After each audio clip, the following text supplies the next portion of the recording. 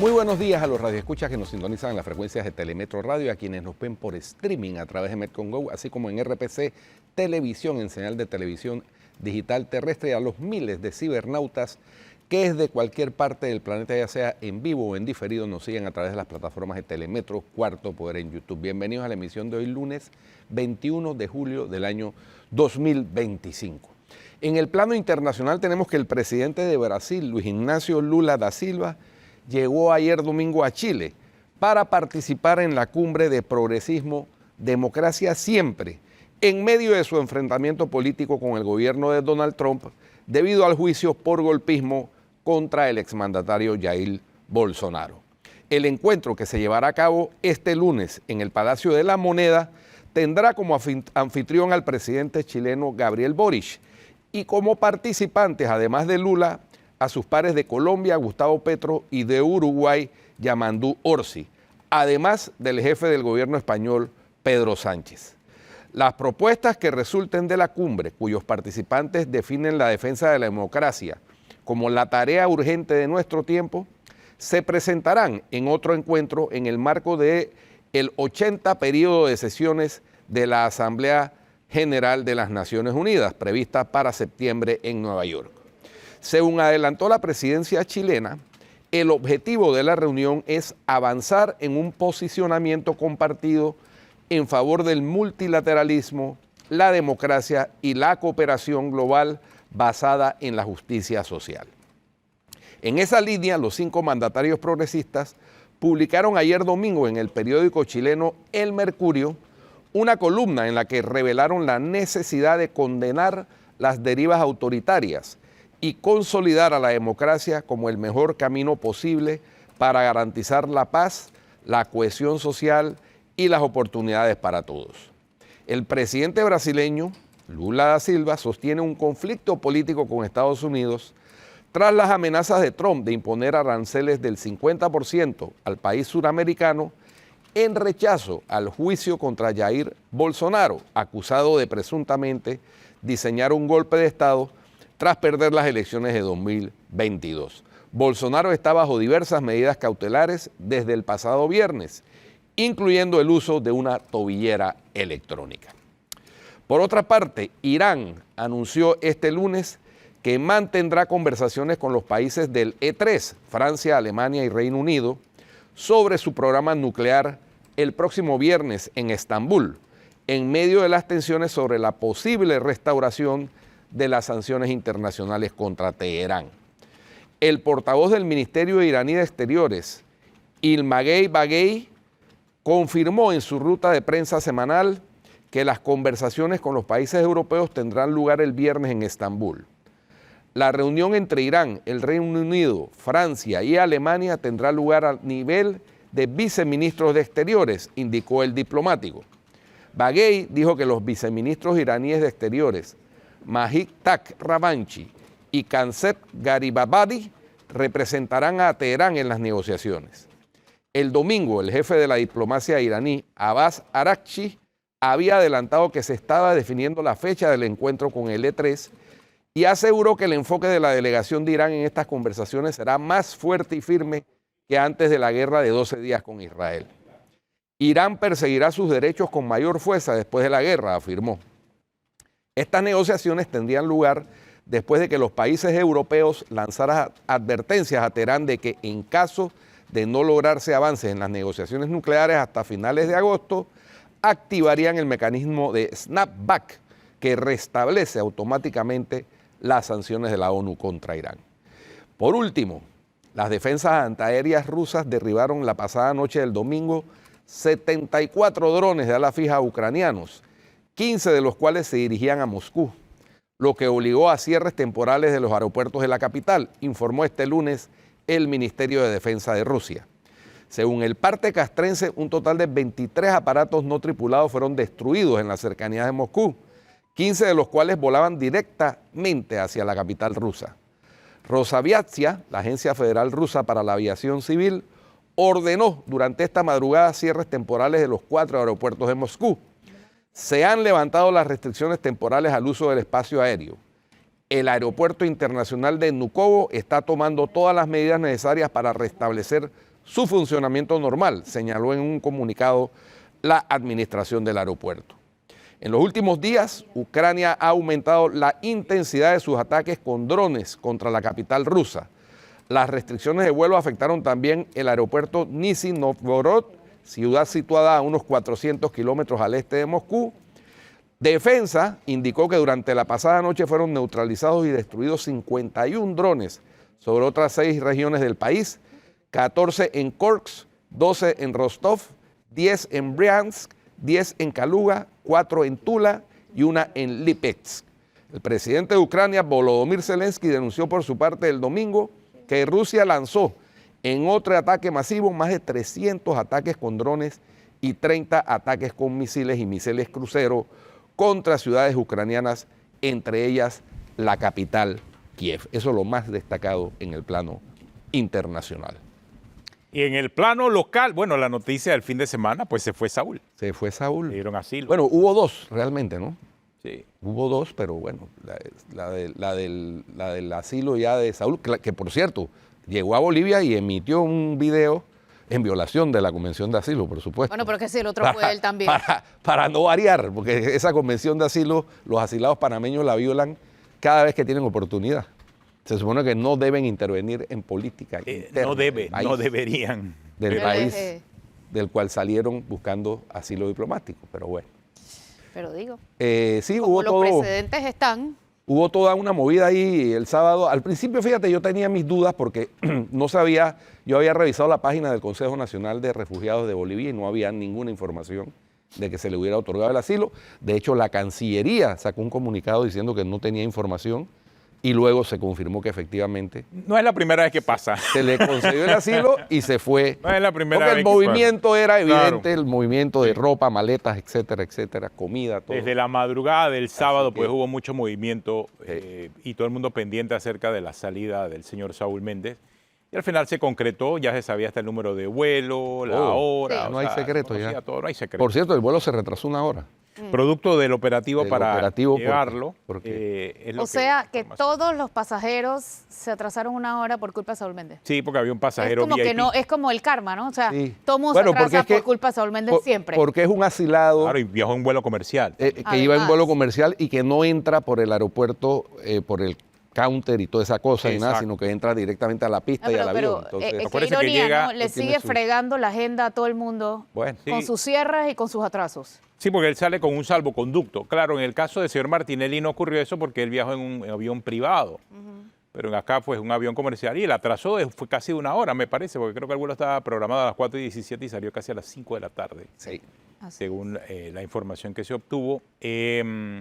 Ahora, esta historia, no sé, si tú sumas lo bueno de la salida de Saúl Méndez, asilo en Bolivia, la disolución de Suntrax, Bueno, ese es un proceso, ¿no? Que está es comenzando. todo un proceso. Hay Es que un ver. proceso que está comenzando. Hay que ver en qué termina esto, sobre todo porque escucho a muchos políticos hablar acerca del tema, muchos políticos emocionados en el tema como si ni siquiera estuviesen viendo lo que históricamente ha pasado aquí con el Sindicato Único de Trabajadores de la Construcción. Hay un tema allí y me preocupa mucho la politiquería. Y lo digo por lo que ha pasado en otros países. O sea, la historia demuestra lo que ocurrió en Venezuela en su momento con Hugo Chávez. Y cómo la politiquería terminó influyendo para que una figura como Hugo Chávez terminara haciendo lo que quiso con Venezuela. Ahora muchos políticos, insisto, jugando a la politiquería, andan en ese mismo coqueteo, ignorando lo que ha hecho Suntrax a lo largo de la historia más reciente de este país. Y esa es la parte que me deja como un sinsabor, no sé ustedes qué piensan, porque yo he visto aquí a muchos políticos rasgándose las vestiduras ahora por lo que está pasando con Saúl Méndez, cuando se está viendo que la investigación con Saúl Méndez es legítima. Sí. O sea, yo realmente, no sé, y ya les digo, confieso Como el discurso que hay que dar. Sí, confieso que hay un sinsabor con relación a eso y no termino de entender a la clase política panameña en este momento de la historia. ¿Cuál ha debido ser la posición? es que de una forma u otra todos los partidos políticos han sido afectados por Suntrax en los últimos 30 años. Todos los partidos políticos. Pero varios de ellos han En beneficiado todos los a gobiernos. Suntrax. Y todos los gobiernos han terminado coluyendo con Suntrax. Exacto. Han terminado cediéndole poder a Suntrax. Conocen ellos el monstruo por dentro y que ahora digan que esto no es así, es la parte que a mí no me deja. Bueno. No termino de entender qué es lo que quieren. Esa incongruencia conseguir. siempre. Eso es lo que revela, lamentablemente, Atenógenes y Flor, lo que revela es el oportunismo político de muchos de nuestros políticos y dirigentes políticos de la clase política. Es peligroso ese oportunismo. Porque ese oportunismo, Es peligroso. Claro que es peligroso, porque ese oportunismo de actuar depende del querer de las graderías Sí. y no de lo correcto, Sí. ¿no? Es lo que ha causado muchas crisis en el pasado, no solo en Panamá, sino en Latinoamérica. En el mundo. Y en el mundo. Yo creo que estamos frente a un inicio de un proceso, de una demanda de disolución. Eso tiene sus pasos. Entiendo que ese es un proceso abreviado en la primera fase ante el juzgado seccional o regional de trabajo, pero luego eso tiene otras instancias, que la parte que no resulte beneficiada en la primera instancia puede apelar ante el Tribunal Superior Claro, hay un debido del proceso Trabajo, que que son cumplir, 5 claro, magistrados, y que ese es un proceso que se puede extender más en el tiempo. Y de la parte que no resulte favorecida en el Tribunal Superior de Trabajo, puede ir en casación ante la Sala Tercera de la Corte Suprema de Justicia. Y la parte que no termine favorecida en la Sala de Casación de la Corte Suprema de Justicia puede ir Sí. o ante la Corte Interamericana de Derechos Humanos o Así ante es. la OIT. Así es. Entonces, Porque se para que trata- vean, no estamos hablando de una No, decisión. no es una decisión de rápida. un plumazo, no, Exacto. no hay tal.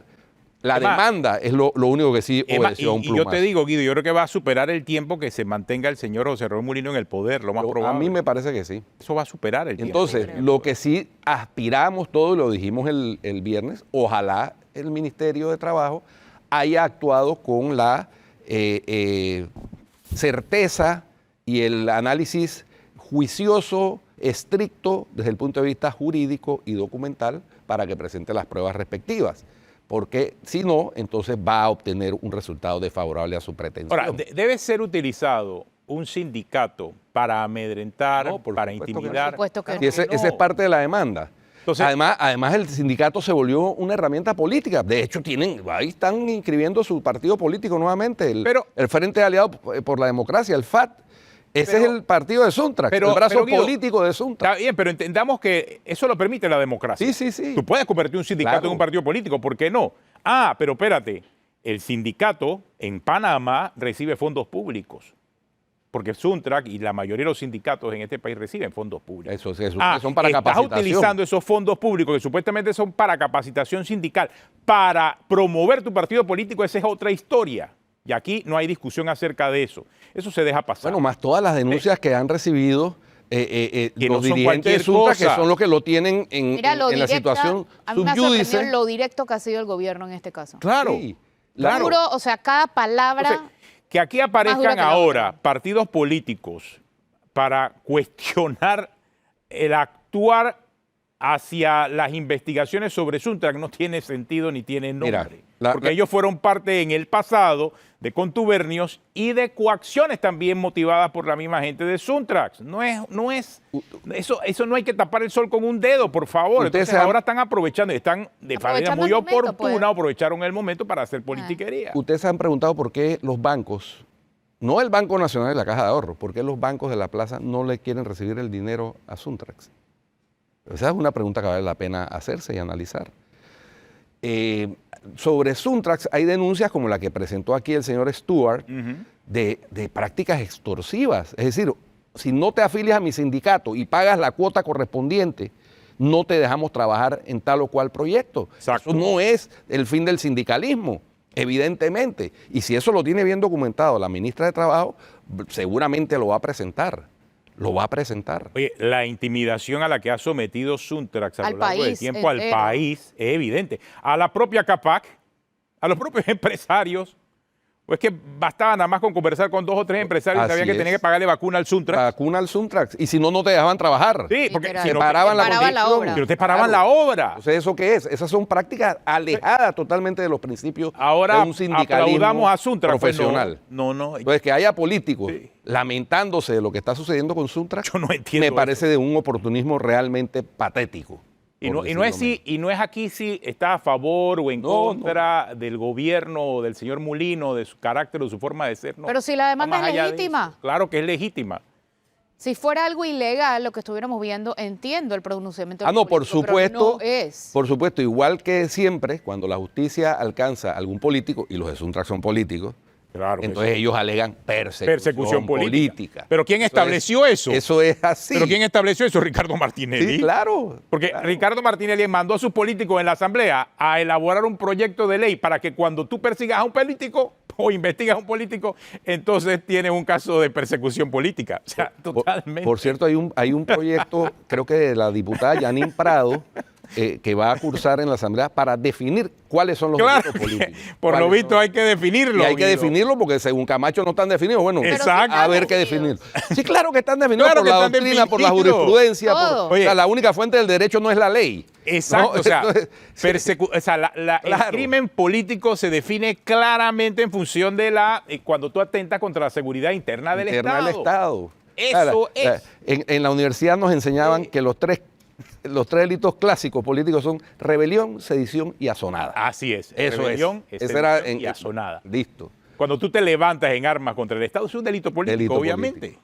Sedición, cuando tratas de tumbar el gobierno. porque Es un delito político. Eso es delito político. Por eso en la época de la dictadura. Y asonada cuando se forma una tángana de esas. Claro, en la época de la dictadura, Noriega y su grupo acusaba a todo el mundo de sediciosos. Eso era un delito político.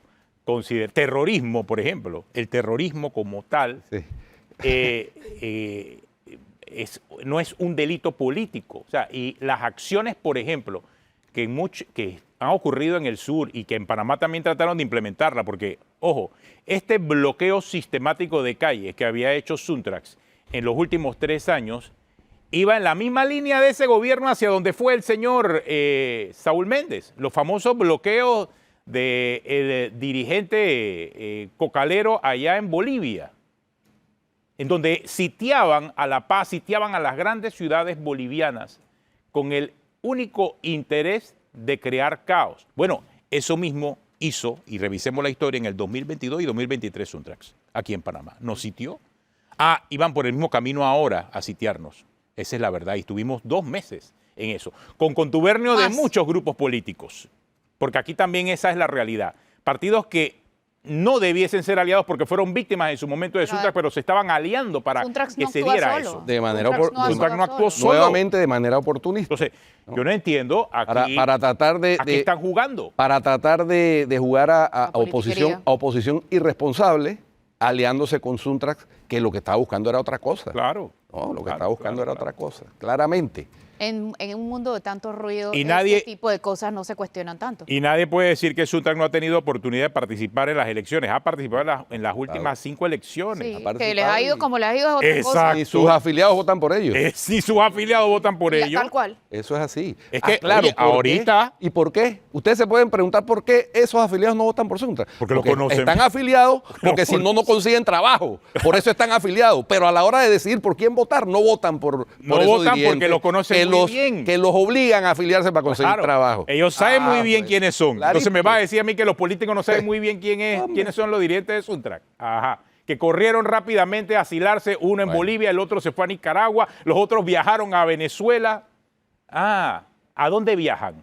¿Para dónde van? Ninguno. Como si les hubiera echado baigón. Exacto. ¿Para dónde se fueron todos? Y todavía aquí hay políticos que dicen ser socialdemócratas, unos, y que terminan entonces aplaudiendo las acciones de... No, hombre, no. Eso no, de verdad que no tiene nombre. Oye. Yo no Oye. entiendo qué tienen en la cabeza. Estoy averiguando, cambiando de tema radicalmente, estoy averiguando qué fue lo que pasó en en la clausura de la cosecha 2025 allá en Boquete, que dice que Oye, hubo, sí, Y a por la ahí vi peleita. dice que hubo, ¿Qué fue eso? dice que hubo rofeo, pero, Hubo un pero rofeo quiero allá. averiguar los protagonistas para Pero ver. fue un rofeo contra el presidente. Yo no sé, el Porque dice presidente que- estaba. Porque dice que unos SPI intervinieron. Bueno, y todo aquello. intervinieron, según se ha sabido, intervinieron escoltas del presidente, pero no, estaba el embajador de Estados Unidos también en el lugar.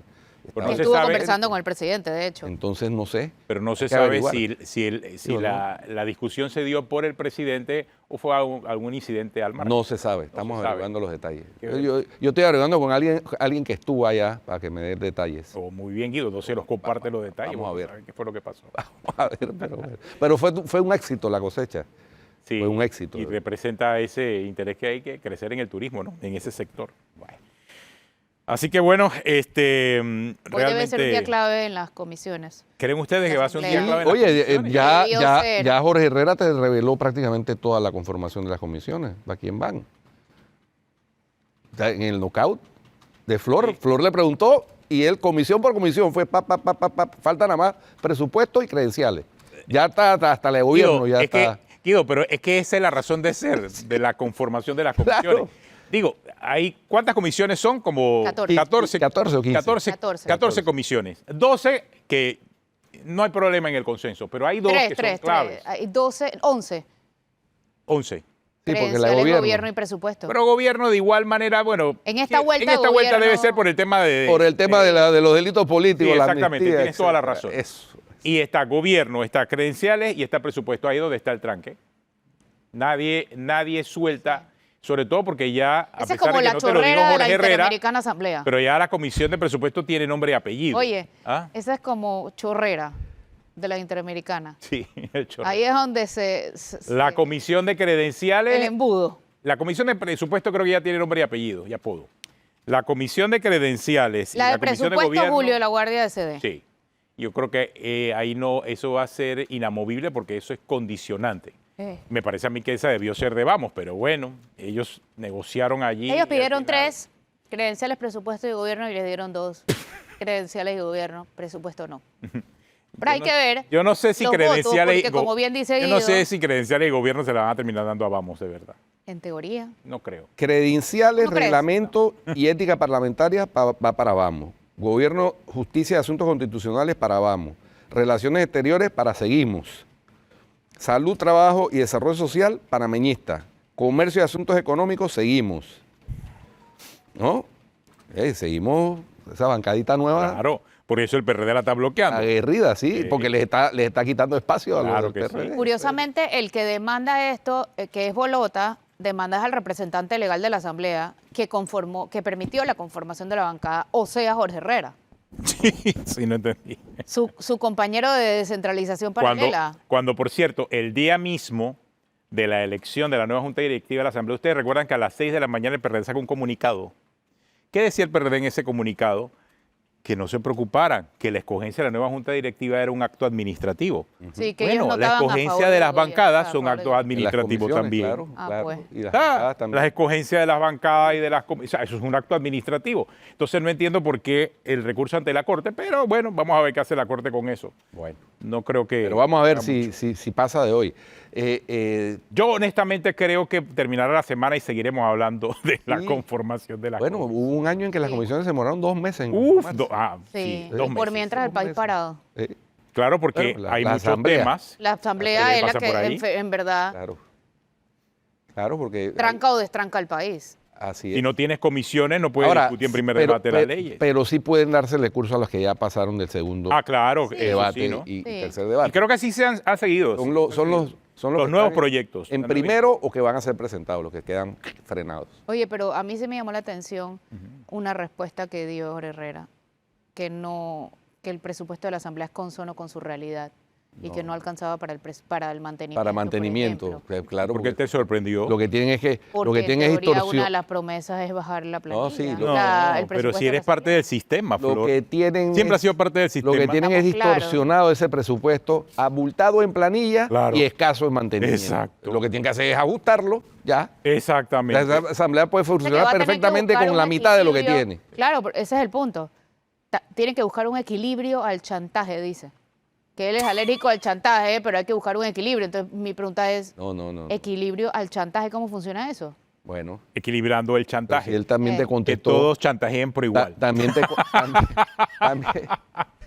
también, no, eso, lo único que falta es que el equilibrio del chantaje sea también una maravillosa historia de éxito. También, ¿no? Es exacto. otro tipo de equilibrio. Oye, Ya no es equilibrio Oiga. contractual, sino equilibrio chantajista. Chantajista. Oye, ¿y el Él te empresario que estaba contestó. cantando en Miami? ¿En qué no, ha quedado dicen eso? que no, dicen que eso era bochinche. Si Dicen él que al estuvo final aquí es en la cena de bochinche. la libertad económica. Bueno, no, ese era el que se mencionaba. Pero no se mencionaba. sabe si habrá alguien, ¿no? No se sabe si habrá alguien. Sí. Y un exministro también dicen, lo mencionan. Pero bueno. Pero Jorge Herrera fue transparente en la respuesta que te dio. Dijo claramente que el PRD lo que estaba era tratando de mantener sus espacios. Claro. Sus espacios, no solo de estacionamiento, sino de la planilla. Descaradamente. Explica- Es que de, explícame por qué tienen los oficinas- 5 principales diputados, 4 son del PRD. Sí. Ah, y uno es Dana Castañeda. Dana Castañeda, pues, que era la presidenta. Era la presidenta. Pero los otros del partido de oposición, explícame. Y explícame que eso no son contratos, son contratos de arrastre. Por eso es que ahora que Claro. cambió la mayoría Claro. legislativa, el PRD y RM dice que ellos quieren la mitad de las comisiones. Exacto. Esa era la práctica cuando ellos se confundían, ¿no? Partido de gobierno y partido de oposición. Ahora parece que la mayoría nueva es diferente. Porque Vamos a ellos ver. dicen que 1 más 1, Vamos a ver. 1 más 1 es igual a 2. Entonces, por eso hay que partir en 2 todas las comisiones. Bueno. Vamos y seguimos. Vamos y seguimos. Vamos y Tenemos una seguimos. pausa. Vamos a una pausa y seguimos.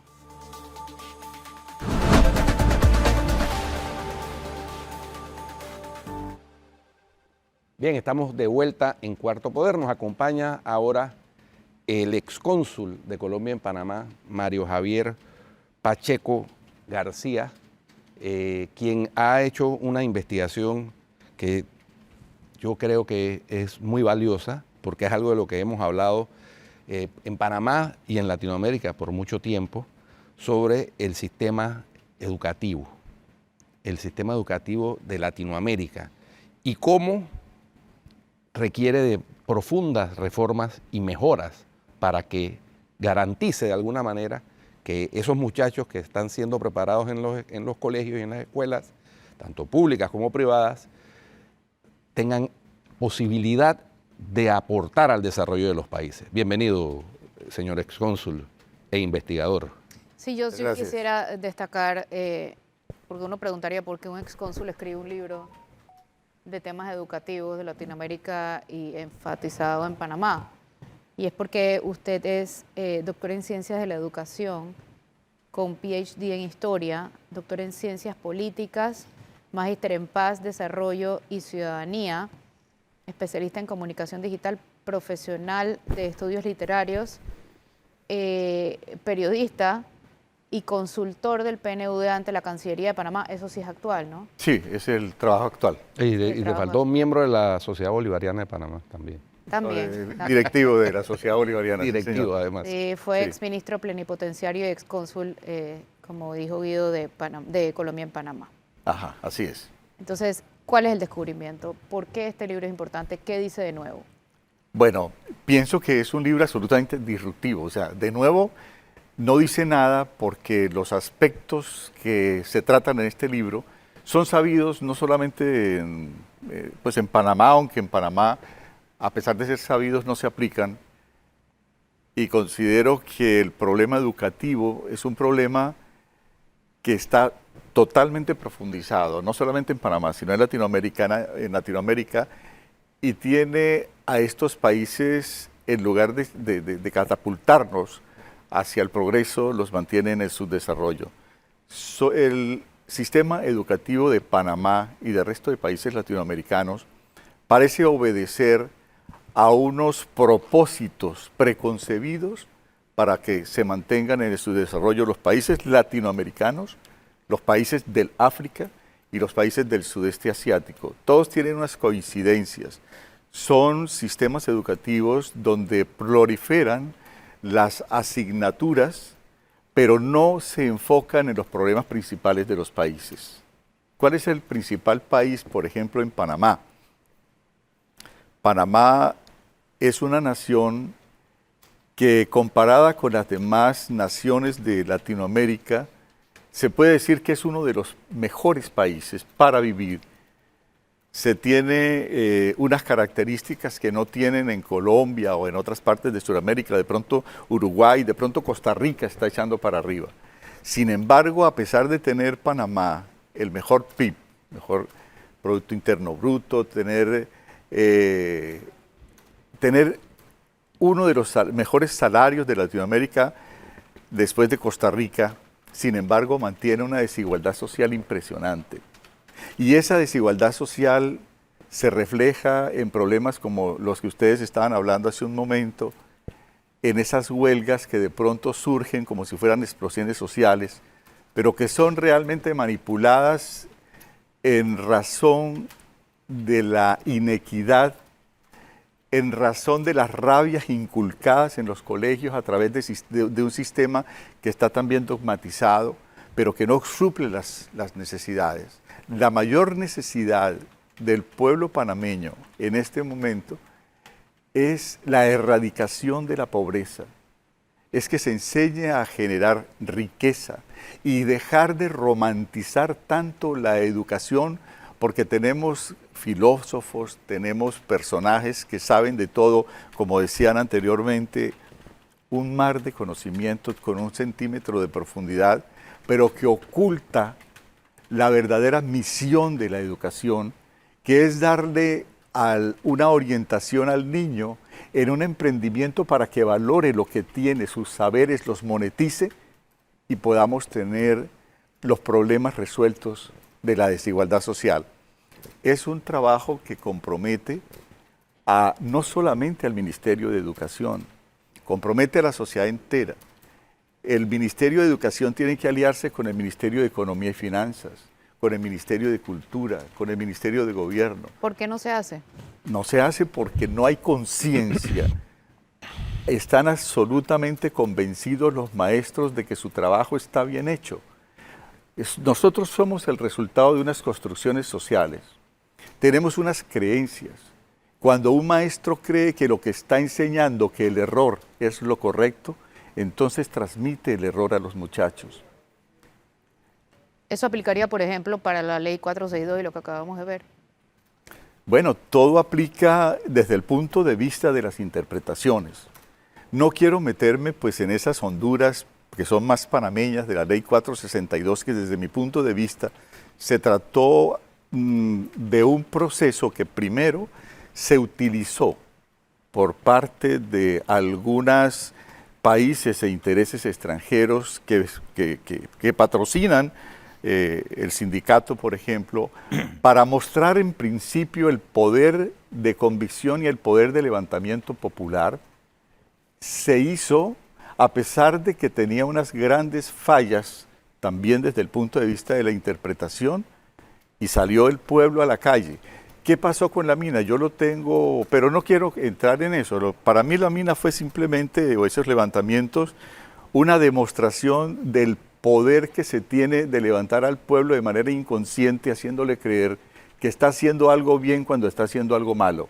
Pero no quiero entrar en esas honduras. Sin embargo, yo sí siento aquí que se entró, levantó al pueblo, y ¿qué es lo que sucede? Que esto viene desde el año 1991 del Foro de Sao Paulo, con Lula y con Castro, y Panamá es la joya de la corona en este momento. Yo vengo de estar visitando países que fueron destruidos a través de esas políticas, cuando algunas personas con careta de políticos se disfrazan de socialismo, porque el socialismo es el único que permite, esa categoría social, permite que todo el aparato productivo de la nación esté en el bolsillo de los gobernantes del Estado, se llama el Estado, pero el Estado, cuando tú vas a ver, son 1000 personas que manejan el presupuesto. Lo meten por este lado y son los que, como dueños del aparato productivo, entonces también manejan el tipo de subsidios para que la gente pueda vivir con solamente el dinero del Estado. Cogen todo el aparato productivo, lo meten al bolsillo izquierdo y en el derecho lo reparten en salud, en vivienda, en educación, y allí difuminan y roban sin ninguna clase de control, porque todo está manejado allí. Pero no es mi propósito venir a hablar de eso. Yo lo veo desde mi punto de vista como un fenómeno que sí está invadiendo nuestros países. Usted habla en el libro de la autonomía universitaria. Sí, claro. ¿Cómo se aplica en la práctica esa autonomía? Bueno, mira, la autonomía universitaria dentro del libro la manejo como uno de los grandes problemas que tiene la educación panameña y en general en Latinoamérica. Detrás de la autonomía universitaria y de la libertad de cátedra se esconde la baja calidad de los programas universitarios. ¿En qué sentido? Se crea a través de la autonomía universitaria defendida a ultranza, porque cuando tú vas a los foros de la UNESCO, por ejemplo, sobre educación, lo único que mantienen, se puede hablar de todo, menos de tocar esa autonomía universitaria, con el pretexto de que impide al Estado intervenir en las universidades.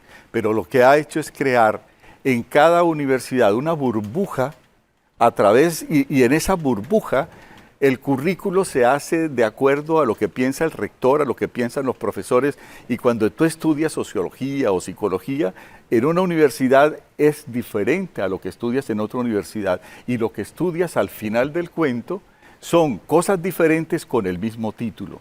Es un aspecto tan grave que aquí se ha impedido, por ejemplo, en Panamá, determinar y homologar el crédito académico. Nosotros en Panamá estamos estudiando 3.500, 3.800 horas para ser graduados en Derecho, por ejemplo, cuando en Colombia o en Costa Rica se estudian 7.000 horas. Porque aquí tenemos un crédito académico de 16 horas. O sea, yo para ganarme un crédito académico requiero estudiar 16 horas en Panamá, pero en Colombia debo estudiar 48 horas. Y en toda Europa debo estudiar entre 25 y 35 horas. Entonces, tenemos unos gravísimos problemas que están incidiendo en la calidad del profesional panameño. ¿Cómo maneja el profesional panameño esto? Sale sin saber todavía cómo monetizar sus aspectos profesionales cuando se le entrega el título, viaja al exterior. Yo veo mucho profesional panameño viajando al exterior, investigando por sí mismo los temas de su carrera y convirtiéndose en un maestro, no a causa de la universidad, sino a veces en contra de lo mismo que se enseñó en la universidad.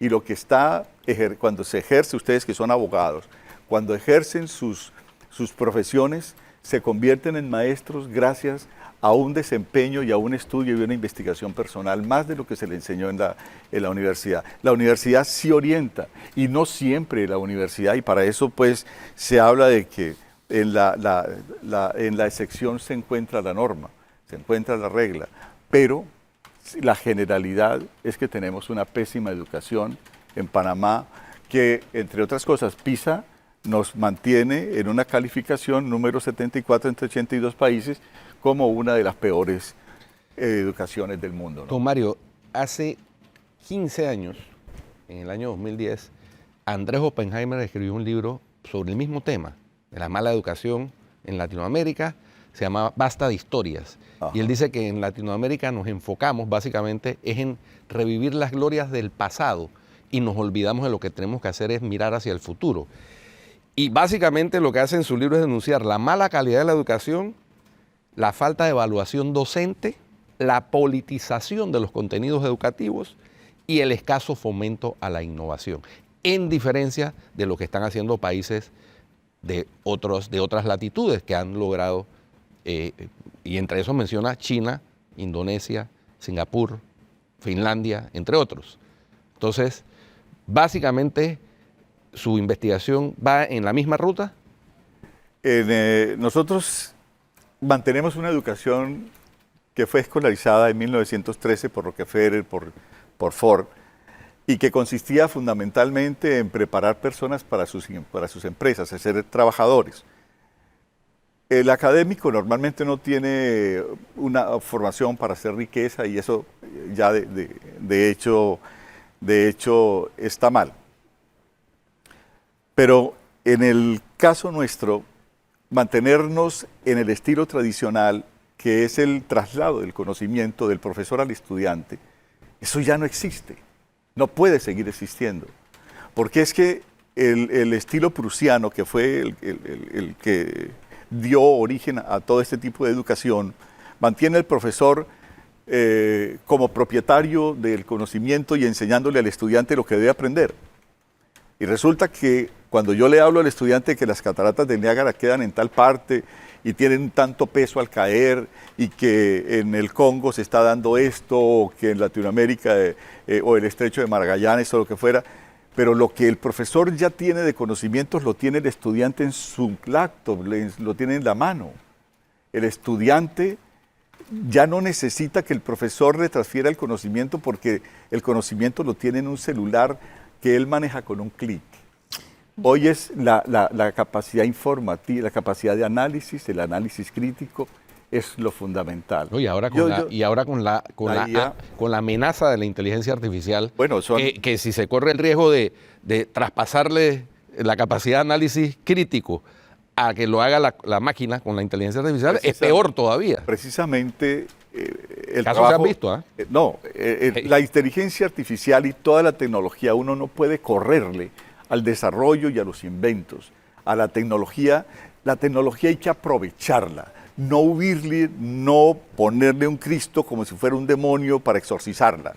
Hay que trabajar la tecnología. Entonces, son 4 áreas las que yo manejo. Fundamentalmente, la habilidad comunicativa para que nosotros podamos vender lo que tenemos, pero además encierra una serie de cosas que habría que leer el libro. La habilidad ciudadana, porque las personas tienen que tener los valores éticos, morales que se han perdido y mantener unos ejes que también se movieron, que ya entran ahora sí a las otras 2 habilidades que son la habilidad de la generación de riqueza, que es la habilidad financiera y las finanzas personales para que la gente pueda salir y resucitar de esa pobreza extrema que se ve en Panamá, aunque nosotros no la vemos tanto en nuestros círculos. Y la última es la tecnología acá. La tecnología que está incluyendo la inteligencia artificial e incluyendo todo el tipo de tecnología dentro del colegio. Son 4 áreas grandes que cambian la multitud de asignaturas que tenemos actualmente. Yo tengo 2 temas que me gustaría abordar. Pero después de la pausa, vamos a hacer la pausa, ya regresamos. ¿Ya? ¿Pasó Sí. tan rápido el tiempo? Hagamos una pausa, regresamos aquí en Cuarto.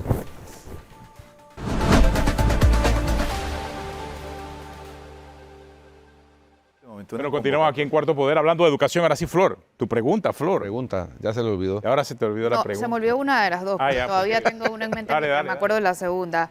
Las pruebas PISA.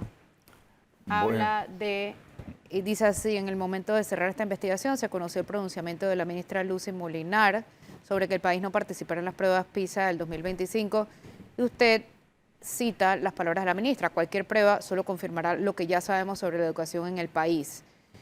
Con esta decisión, Panamá se une a Bolivia, Ecuador, Cuba y Venezuela, que tampoco participan. A la decisión de la ministra, dice usted, no le falta razón y es importante contextualizarla. Ahora sí, contextualícela. Bueno, es que la contextualización se requiere por una razón muy importante. Cuando uno se aleja de una prueba porque ha perdido en ella, pues entonces deja en el aire y en el ambiente la sensación de que es precisamente porque no se tiene la capacidad de lograr superar esa prueba. Entonces es como si se abandonara en un momento en el que se debe luchar más que todo.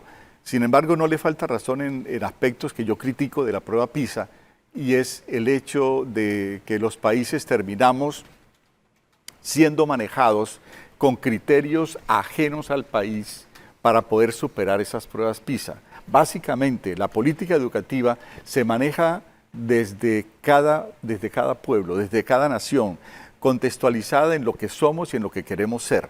Entonces, las pruebas PISA no, las pruebas PISA las maneja la OCDE, obviamente, con un trabajo estandarizado para todos los pueblos del mundo, y en Panamá no tenemos la posibilidad de ganar porque tenemos todavía el aspecto de la transmisión de conocimientos de manera de lo cognitivo, que es lo que está primando antes que el análisis crítico. Esto a pesar de lo que digan los docentes, porque me van a atacar en el sentido de que no, que ya eso no lo estamos haciendo, pero sí es así.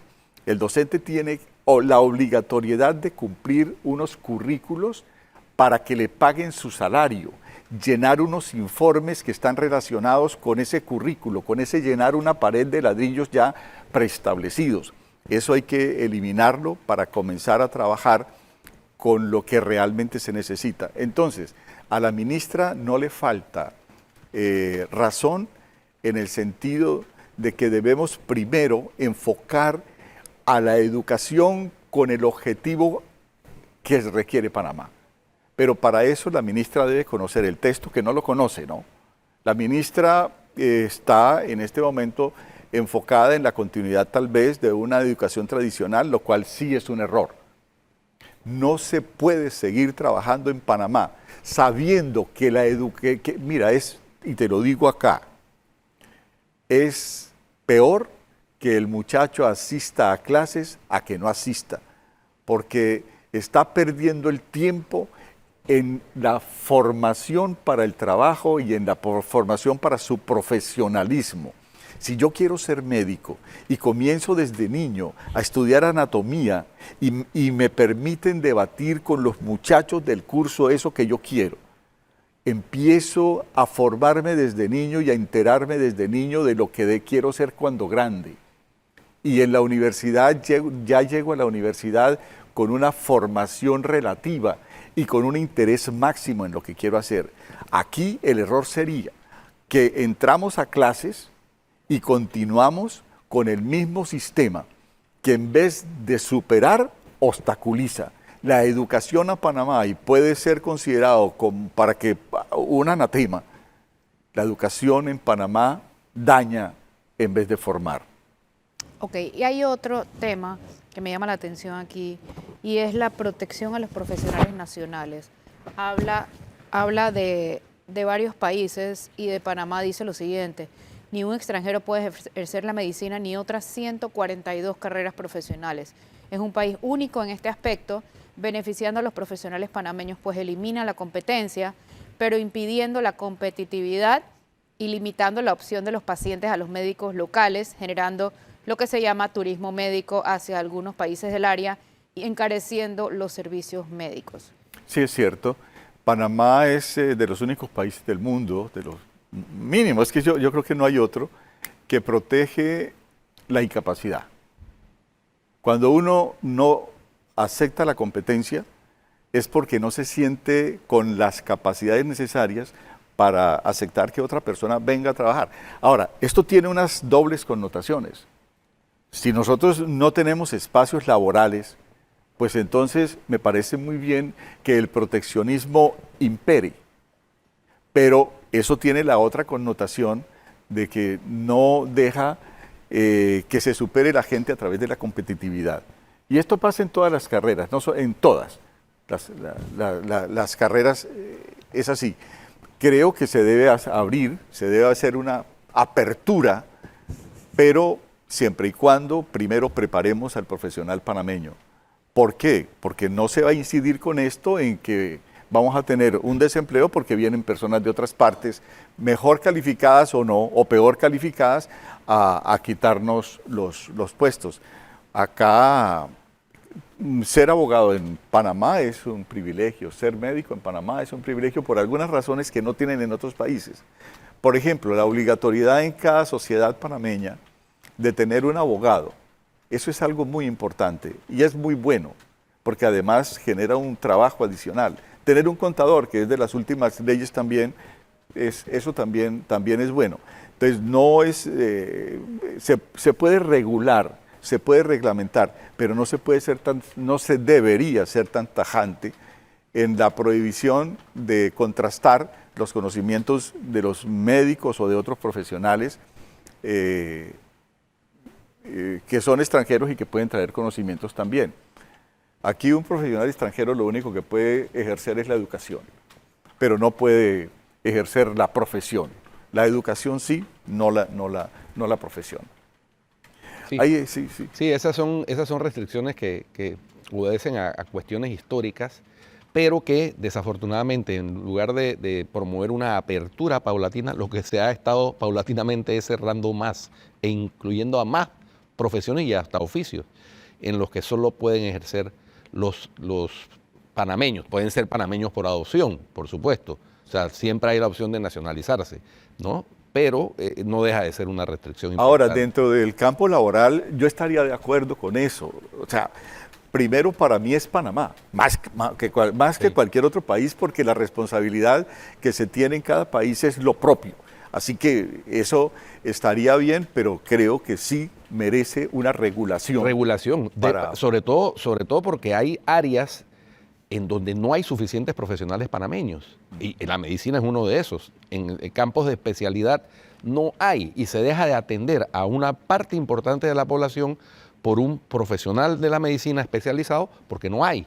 Esa sería una cuestión a revisar, de permitir que se ejerza. De hecho, pero han venido en programas esporádicos, ¿no? Ustedes recuerdan cuando los médicos cubanos, por ejemplo. Así es. También fue Así bastante es. cuestionable. Y lo de la educación que usted se refiere, creo que aplica a educación superior. No creo que hay protección para la educación media y básica en Panamá. O sea, un extranjero no puede ejercer educación media y básica. Creo que es así. No, y hay algunas asignaturas que no se Universitaria, sí. pueden. Universitaria sí. Sí, Pero creo que media y básica no. Sí, y sin embargo, en el pasado, por esa razón hay tantas escuelas con nombre Enrique Fermi, por ejemplo, Fermín Nodó en su momento, Richard Neumann, fueron grandes educadores extranjeros que ayudaron mucho a la educación básica y media en Panamá. Hoy en día, pues ya eso no se puede hacer. Y creo, no recuerdo ahora mismo a partir de cuándo se protegió la educación media y básica en Panamá para nutrirla de profesionales extranjeros. Pero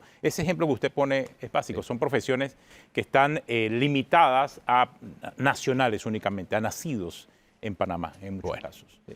Bueno, don Mario, muchas gracias por haber aceptado la invitación de Cuarto Poder. Muy interesante el tema. Este es un tema para profundizar en él, porque realmente es el reto que tiene Grandes desafíos Panamá, el gran desafío en materia, la revolución del aula, revolución en el aula, pero esta es revolución académica, ¿no? Temas de los que nadie está hablando. Otro tipo de revolución. De los que nadie está hablando en este momento. Y frente al fracaso educativo, y tener en cuenta que si se sabe ya que tenemos una equivocación en la educación y la seguimos machacando, Sí. no, eso no es posible. Así que esperamos que se abra el debate con todos los rectores, y los invito, rectores universitarios, rectores de los colegios y especialmente las autoridades del Ministerio de Educación y la Presidencia de la República. Muy bien.